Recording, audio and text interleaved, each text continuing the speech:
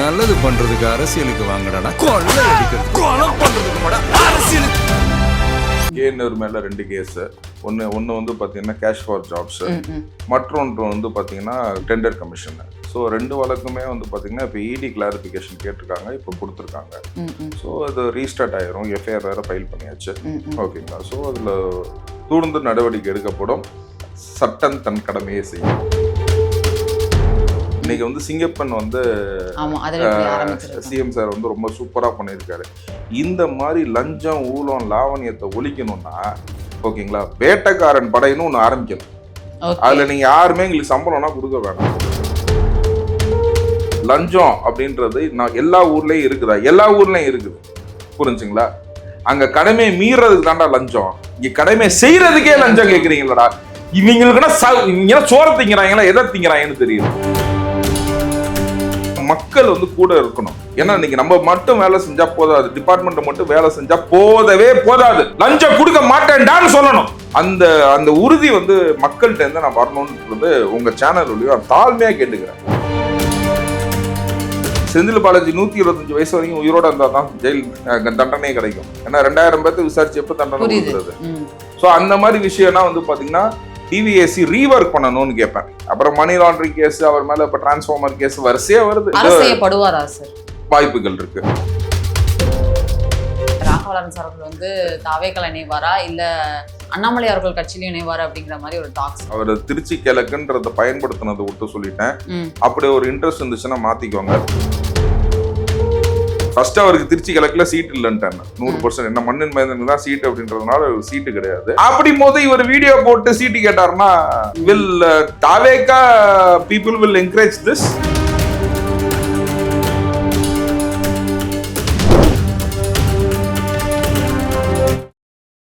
Colour கண்ணாடி நேயர்களுக்கு வணக்கம்.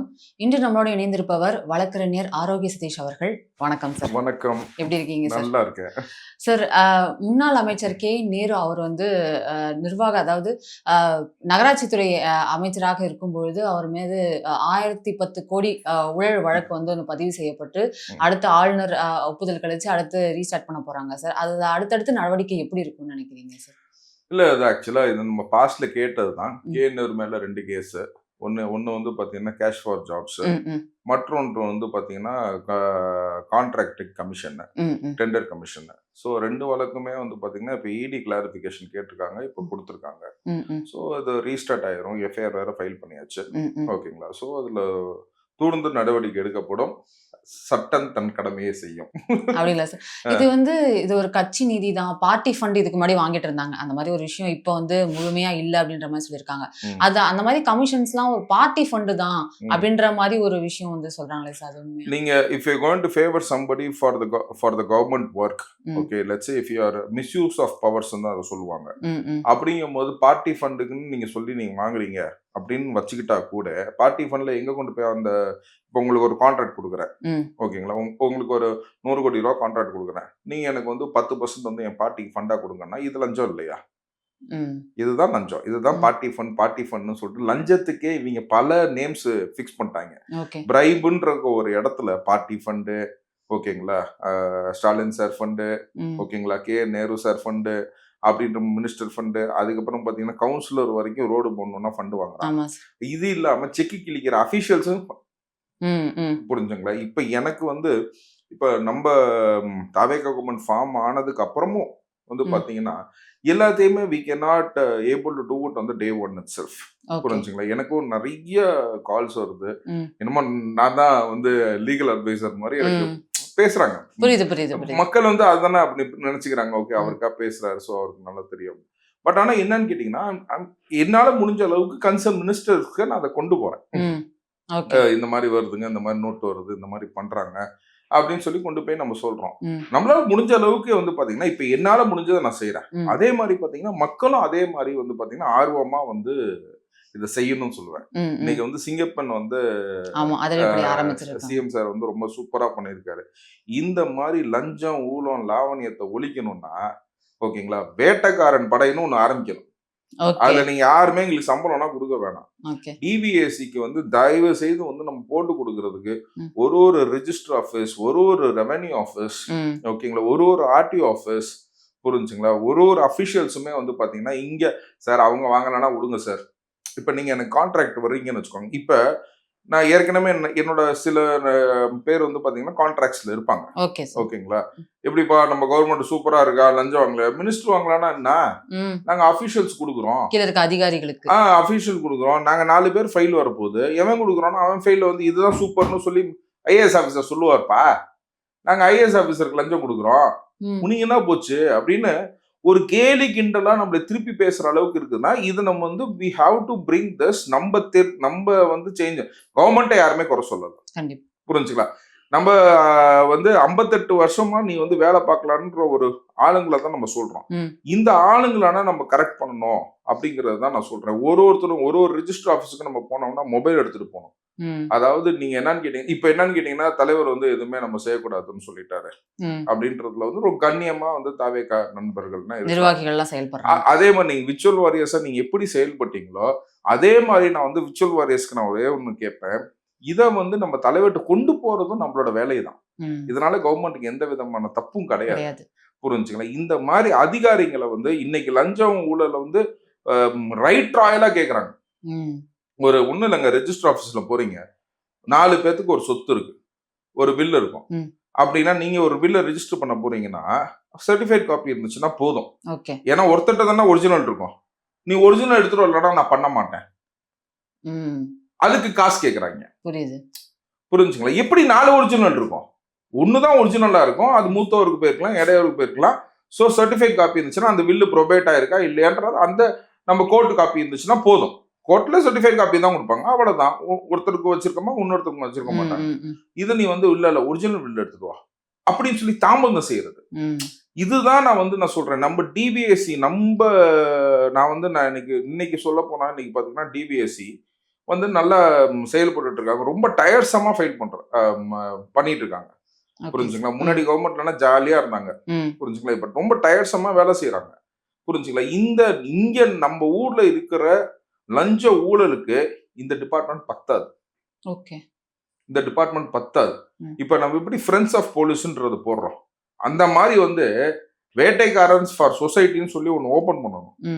அதாவது மக்கள் இன்வால்வ் ஆகணுங்கிறேன், மக்கள் இன்வால்வ் ஆகணும். ஆர்டி ஆபீஸ் போனோம், ஆர்டி ஆபீஸ் போயிட்டு நம்ம வந்து காட்டணும், எதுக்கு இப்ப லஞ்சம் எதுக்கு கேட்குற, நான் வந்து கார்பரேஷன் இந்த ஃபிளாட் வாங்கும் போது நான் எந்த ரெஜிஸ்டருக்குமே நான் வந்து கடன் லஞ்சம் கொடுத்ததில்ல, 10 பைசா கொடுக்க மாட்டேன். நான் ஒரு வக்கீல், அதனால நான் பேசுவேன், எல்லாம் வந்து அவங்க பாட்டுக்கு எல்லாம் வேலையை பண்ணிட்டு போறாங்க.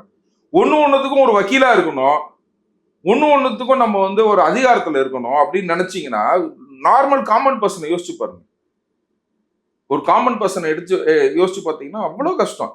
நான் ரெஜிஸ்டர் ஆஃபீஸ் இங்க இந்த வீடு கட்டுறதுக்கு அப்ரூவல் வாங்குறீங்கன்னா கார்பரேஷன்ல, புரிஞ்சுங்களா? கார்பரேஷன்ல இங்க கார்பரேஷன் நார்மல் கார்பரேஷன்ல ஒண்ணு இல்ல, ஒரு இபி ஆபீஸ்ல கரண்ட் கொடுக்க போனீங்கன்னா அங்க அதாவது ஒரு வீடு கட்டிப்பாரு அப்படிம்பாங்கல்ல, ஒரு வீடு கட்டி பாக்குறது என்னன்னு கேட்டீங்கன்னா ஒரு கார்பரேஷன் பிளான் அப்ரூவல் போனா 5 லட்சம் ரூபாய் ஃபீஸ் போடுறேன்.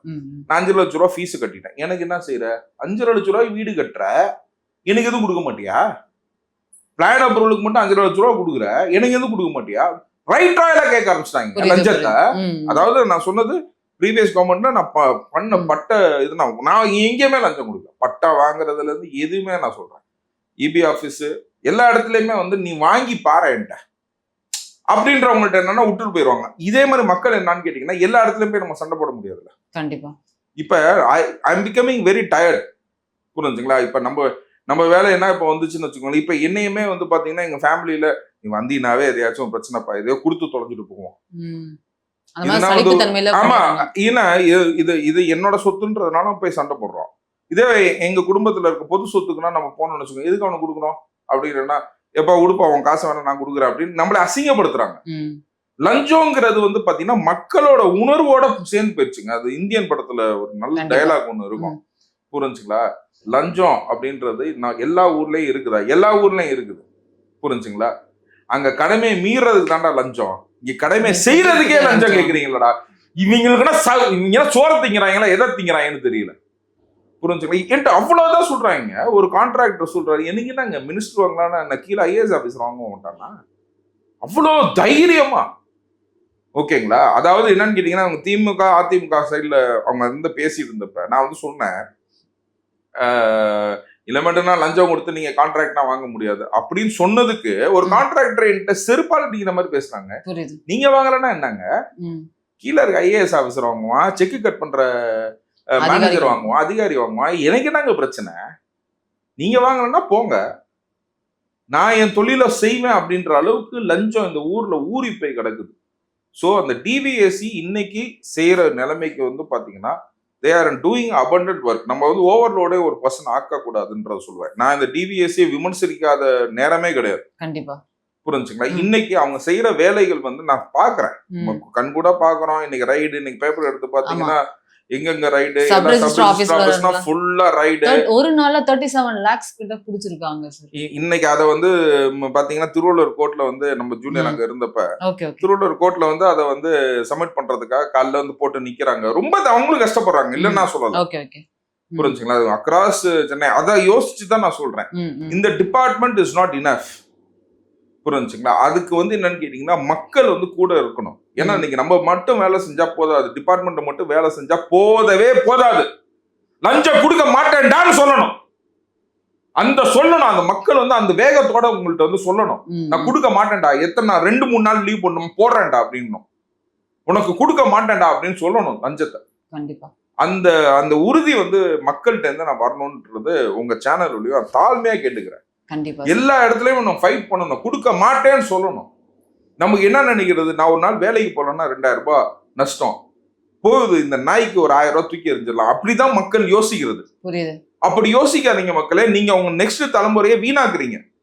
உங்க பிள்ளைங்களை யோசிச்சு பாருங்க. இந்த சொசைட்டில வந்து லஞ்சம் லாவணியம் இல்லாம எதுக்கு உங்க பிள்ளைங்களை வந்து யூரோப் அனுப்பணும், யூஎஸ் அனுப்பணும்னு யோசிக்கிறீங்க?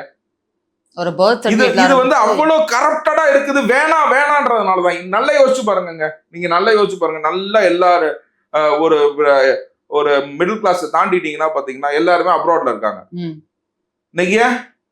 ஏன்னா இந்த சொசைட்டி வேணாம்னு நினைக்கிறீங்க. இந்த சொசைட்டி நம்ம திருத்தணும்னு நினைங்க. கஷ்டப்படுறவங்க கூட பாத்தீங்கன்னா ஃபாரினுக்கு அனுப்பிச்சிட மாட்டோமா அப்படின்னு நினைக்கிறாங்க. அப்படி என்னங்க நம்ம நாடு வீணா போயிடுச்சு. நீங்கன்னா திருத்தணுங்க, நீங்கன்னா திருத்தணும். சீரியஸா வந்து பாத்தீங்கன்னா ரெவென்யூ டிபார்ட்மெண்டா இருக்கும், இன்னைக்கு அறிக்கை கொடுத்திருக்காரு, செங்கோட்டையன் அறிக்கை கொடுத்திருக்காரு, பக்கத்துல வந்து மினிஸ்டர் லோகேஷ் வந்து அறிக்கை கொடுத்திருக்காரு. எங்க லஞ்சமா இருந்தாலும் சொல்லுங்க, ரிப்போர்ட் பண்ணுங்கிறாங்க. ஏன்னா வந்து பாத்தீங்கன்னா they want to eradicate corruption from this land. இந்த தமிழ்நாடை விட்டு கரப்ஷனை வெளியில தொல்லணும்னு நினைக்கிறாங்க. அதுக்கு மக்களோட உதவி ரொம்ப தேவை. புரிஞ்சுங்களா? அதை தான் நான் வந்து உங்க சேனல் வழியா நான் கேட்டுக்கிறேன். பிளஸ் நம்ம கண்டினியூ பண்ண வேண்டிய விஷயம் பார்த்தீங்கன்னா அந்த செந்தில் பாலாஜிக்கு ஏற்கனவே உங்களுக்கு சொல்லியிருப்பேன், கேஷ் ஃபார் ஜாப்ஸ்ல வந்து பாத்தீங்கன்னா அவங்க வந்து சார்ஜ் ஷீட் போட்டு பாத்தீங்கன்னா அதுல லஞ்சம் வேலைக்காக கொடுத்தாங்கல்ல காசு, அவங்களாம் அக்யூஸ்டா சேர்த்துட்டாங்க. அது இப்ப 2000 அக்யூஸ்டா இருக்குது. இன்னைக்கு இதை அந்த 2000 அக்யூஸ்டே வந்து பாத்தீங்கன்னா ரீவொர்க் பண்ணி சார்ஜ் ஷீட்டை, ஏன்னா செந்தில் பாலாஜி 125 வயசு வரைக்கும் உயிரோட இருந்தா தான் ஜெயில் தண்டனையே கிடைக்கும். ஏன்னா 2000 பேர்த்து விசாரிச்சு எப்ப தண்டனை கொடுக்குறது. ஸோ அந்த மாதிரி விஷயம்னா வந்து பாத்தீங்கன்னா டிவிஎஸ்சி ரீவொர்க் பண்ணணும்னு கேட்பேன். அப்புறம் மணி லாண்டரிங் கேஸ், அவர் மேல இப்ப டிரான்ஸ்ஃபார்மர் கேஸ் வரிசையா வருது. அப்புறமேட்டு இப்ப இன்னொன்னு என்னன்னு சொன்னீங்கன்னா இந்த கார்டல் ஒர்க், அந்த எப்படி இதை வந்து கட்டமைப்பா பண்ணிட்டு இருக்காரு இந்த டாஸ்மாகோட கார்டல், போதைக்குள்ள ராஜா. ஓகேங்களா? இந்த வேலையெல்லாம் வந்து நம்ம பிடிச்சோம் அப்படின்னா செந்தில் பாலாஜி அப்படியே டில் இஸ் லைஃப் செய்யப்படுவாரா சார்? வாய்ப்புகள் இருக்கு. ஏன்னு கேட்டீங்கன்னா he is the person who will tamper the evidence. Okay, ஏற்கனவே அந்த பாஸ்ட்ல அவர் செஞ்சிருக்காரு. இப்பயும் அந்த ஹார்ட் டிஸ்க்லாம் திருடு அந்த டிரான்ஸ்ஃபார்மர் இதுல திருட்டு போனது வந்துச்சு, அதுல யாரோட வாக்குமூலமாச்சும் வந்துச்சு அப்படின்னு கேட்டீங்கன்னா he will be arrested at any time. வாய்ப்புகள் நிறைய பர்சன்டேஜ் வந்து செந்தில் பாலாஜிக்கு இருக்குது. கேனூரை பொறுத்த வரைக்கும் அவன் டேம்பர் பண்ணுனாருன்னு தெரிஞ்சிச்சுன்னா தூக்கி உள்ளுக்குள்ள வச்சிருவாங்க, தெரிய வந்துச்சுனாவே தூக்கி உள்ளுக்குள்ள வச்சிருவாங்க. But Senthil Balaji very soon he'll be inset. Okay sir. அதே மாதிரி முன்னாள் அமைச்சர் வைத்திலிங்கம், அவர் மேலேயும் ஒரு இடி வழக்கு இருக்கு, சொத்து குவிப்பு வழக்கு இருக்கு அப்படிங்கிற மாதிரி, அதையும் இன்னைக்கு ரீஸ்டார்ட் பண்ண சொல்லி ஒரு இது பண்ணிருக்காங்க. அது எப்படி, அது எந்த மாதிரி வழக்கு? அது ஆக்சுவலா சேம் தாங்க. பிரைவேட் பில்டர்ட்ட வந்து கான்ட்ராக்ட் கொடுக்குறேன்னு சொல்லிட்டு வந்து பாத்தீங்கன்னா ஒரு 27 crores அண்ட் ஆர்டர் வந்து லஞ்சம் பெற்றதா அது வந்து என்னன்னு கேட்டீங்கன்னா அவர் வந்து டிஎம்கேல ஜாயின் பண்ண உடனே பேப்டிசம் கொடுத்து அந்த கேஸை Stop க்ளோஸ் பண்ணிட்டாங்க. பண்ணாங்க. இப்போ அதை ரீஓபன் பண்றாங்க. ம். ரீஓபன் பண்ணாங்கன்னா அவரும் உள்ளுக்குள்ள போயிடுவாப்ல. ஓகே. புரிஞ்சுக்கலாம். நோ ம். Doubt in it. ஏன்னா ம். அவங்கன்னா வந்து இந்த இந்த பார்ட்டி சேஞ்ச் பண்றது, இது பண்றது, நீங்க ஒரே ஒரு விஷயம் மட்டும் நான் நல்லா வந்து பாத்தீங்கன்னா, தாவேகால இருக்க ஒரே ஒரு பாசிட்டிவ்னஸ் ம். என்னன்னு கேட்டீங்கன்னா, யார் பேர்ல கரப்ஷன் சார்ஜஸ் இருக்கோ அவங்க கட்சியில கூட சேர்த்துக்க மாட்டாங்க. ஓகே. புரிஞ்சுங்களா? ஏன்னா ஜென்ரலா அது வந்து very good. I admire from TVK leader. Okay. That is நீ எவ்வளவு பெரிய மினிஸ்டராரு என்ன வேணா இரு, புரிஞ்சா உன் மேல கரப்ஷன் சார்ஜஸ் இருக்கா, என் கட்சிக்கு வராது ம். அப்படிங்கறது ரொம்ப கிளியரா இருக்காங்க. இன்னைக்கு எல்லாத்தையும் நம்ம ரொம்ப கிளியரா சொல்லலாம். தாவேகால வந்து கரப்ஷன் சார்ஜஸ் உள்ள மினிஸ்டர்ஸ் யாருமே இல்ல, யாருமே வந்து சேரல. ம். ம். இன்னைக்கு வந்து அதிமுகல வந்து லைன் புடிச்சு வந்து எல்லாம் சேர்ந்தா கூட வந்து பாத்தீங்கன்னா எல்லாத்தையுமே வந்து பாத்தீங்கன்னா வந்து ஒரு ஒரு ஒரு ஒரு okay, he is one human, he is coming to our party, welcome. Okay. அவ்வளவுதான். உடனே பொறுப்பு கொடுக்கறது, அது கொடுக்கறது, அவங்க தூக்கி தலையில வச்சு ஆடுறது. ம். இப்ப டிஎம்கேல பாருங்க, ஓபிஎஸ் போனாங்க உடனே சீட்டு. ம். ஆமா. எம்எல்ஏ சீட் கொடுத்தாங்க. மனோஜ் பாண்டியன் போனாரு உடனே எம்எல்ஏ சீட்டு. சீட்டு. அதுக்கப்புறம் வேற யார் போனா? செந்தில் வைத்தியலிங்கம் போனாரு உடனே உடனே சீட்டு. ஆமா. புரிஞ்சுங்களா? அதாவது டிஎம்கேல இருக்க முக்காவாசி அமைச்சர்கள் பாத்தீங்கன்னு வச்சுக்கோங்களேன், செந்தில் பாலாஜி, ஓகேங்களா, சேகர் பாபு அவர்கள். சேகர் பாபு, ஏவா வேலு, ம். ஓகே, அனிதா ராதாகிருஷ்ணன், எல்லாம் ஏடிஎம் புரிஞ்சுங்களா, எல்லாம் ஏடிஎம்கேல இருந்து வந்தவங்களுக்கு இந்த மதிப்பு கொடுங்க. அது வந்து என்னன்னு கேட்டீங்கன்னா, they just by people from other side. ம். இவங்களுக்கு வந்து நாங்க பேசியே கட்சி வளர்த்தோம்பாங்க. யாருன்னா உங்க கட்சியில நீங்க வளர்த்தீங்கன்றத தயவு செய்து அதை ஒரு லிஸ்டா வச்சும் போடுங்க. ஏன்னா அவங்களுக்கு பேசவும் தெரியாது, வளர்க்கவும் கிடையாது. ம். பண்ணது எல்லாமே ஊழல். ஊழல்வாதிகள் வேற எங்கேயாச்சும் இருந்தாங்கன்னா அவங்கள பை பண்ணிக்குவாங்க. ஓகே. ஓகேங்களா? ம். ம். எப்படி சம்பாதிக்கிற ஐடியா கொடுப்பா அப்படின்றது தான் இந்த காட்டல் ம். 10 ரூபாய் பாலாஜியை கூட்டிட்டு வந்தாங்க. ஓகேங்க, கூட்டிட்டு வந்து வச்சிருக்காங்க. இதுதான் இது வந்து முழுசாவே வந்து பாத்தீங்கன்னா தே ஆர் காட்டல் பிசினஸ். ஓகே. அதை இல்லீகலா வந்து ஒரு ஆர்கனைசேஷன் பில்ட் ஆச்சுன்னா, அது ஒரு கட்சியா இருந்துச்சுன்னா அதுதான் திமுக. அதே மாதிரி நீங்க திருச்சியில இருந்து இருக்கிறதுனால உங்களுக்கு ஒரு கேள்வி சார். இந்த கேள்வி ராகவா லாரன்ஸ் அவர்கள் வந்து திருச்சி கிழக்குல தாவேகா சார்பில் போட்டியிடுவாரு அப்படின்ற எதிர்பார்க்கப்பட்டது. அவரும் அதை மென்ஷன் பண்ணி நான் இன்னைக்கு அனௌன்ஸ்மெண்ட் கொடுக்குறேன்னு சொல்லியிருந்தாரு. அதே மாதிரி 10 மணிக்கு அனௌன்ஸ் பண்ணியிருந்தாரு. நிறைய விஷயங்கள் பேசினாரு. ஆனா கடைசியில ஒரு கொஸ்டின் மார்க் தான் வச்சுட்டாரு. நீங்க சொல்லுங்க, நான் வரலாமா வேண்டாமா அப்படிங்கிற மாதிரி கேட்டிருந்தாரு. ஆனா அவர் வந்து எந்த கட்சிக்கு போவாரு அப்படிங்கறது ஆசிலேஷனாவே இருக்கு. நீங்க என்ன சார் நினைக்கிறீங்க? ராகவா லாரன்ஸ் அவர்கள் வந்து தாவேகால இணைவாரா இல்ல அண்ணாமலை அவர்கள் கட்சியிலும் இணைவாரு அப்படிங்கிற மாதிரி ஒரு டாக்ஸ்? இல்ல, I don't have any thoughts about all this things. அவர் திருச்சி கிழக்குன்றத பயன்படுத்தினதை விட்டு சொல்லிட்டேன். அப்படி ஒரு இன்ட்ரெஸ்ட் இருந்துச்சுன்னா மாத்திக்கோங்க. தலைவர் ஏற்கனவே மண்ணின் மைந்தனுக்கு தான் சீட்டுன்ட்டாரு. நீங்க மண்ணின் மைந்தன் கிடையாது. திருச்சியில பிறந்து வளர்ந்தவங்க, திருச்சியில ஓட்டர் ஐடி வச்சிருக்கவனுக்கு தான் தலைவர் சீட்டு கொடுப்பாருங்கிறத ஊர்ஜிதப்படுத்துறேன். அவர் அரசியல் ஆசையை அவர் வெளிப்படுத்தினாரு. இப்ப this is not the party. ஓகேங்களா? நான் சொல்லுங்க, நீங்க சொல்லுங்க, நான் ஜெயிந்துக்கிறேன். அவர் இன்னைக்கு பேசுனதை பாத்தீங்கன்னா, அவர் ரஜினிகாந்த்ல ஆரம்பிச்சு சீமான், அதுக்கப்புறம் விஜய், இப்படி பேசுறாப்ல. This is not the way to ask a seat to a party. If we have interest அப்படின்னா you should come and stand in the queue. இப்ப திருச்சி கிழக்குக்கு என்ன எப்படி போடுவாங்க? This is a transparent partyங்க. இப்ப PRO எடுக்கிறாங்க, போட்டோகிராஃபர் எடுக்கிறாங்க. என்னைக்குமே அந்த அமைச்சர் வந்து அவங்களே வந்து எடுத்துக்கலாம். இப்ப டிஎன்பிசி வழியா தானே எடுக்கிறாங்க. புரிஞ்சுங்களா? அப்படிங்கும் போது அந்த டிரான்ஸ்பரன்சியை வந்து இந்த கவர்மெண்ட் காட்டுது. அவங்க ரெக்கார்ட் பண்ணிக்கலாம், யார் வேணா ரெக்கார்ட் பண்ணிக்கலாம். போன கவர்மெண்ட் இதான் செஞ்சுச்சு, இந்த கவர்மெண்ட் இதான் செய்யுது அப்படின்னு சொல்லிட்டு ரெக்கமெண்ட் பண்ணிக்கலாம். இன்னைக்கு கிரிமினல் சைடு அட்வொகேட்ஸ் எடுத்திருக்காங்க. புரிஞ்சுங்களா? By proper notification everybody can come and apply. புரிஞ்சுங்களா? இப்ப அட்வொகேட்ஸ் வந்து கவர்மெண்ட் அட்வொகேட்ஸ் என்ன பண்ணுவாங்க, முன்னாடினா பாத்தீங்கன்னா கட்சிக்காரனத்துக்கு உள்ளுக்குள்ள போட்டுவாங்க.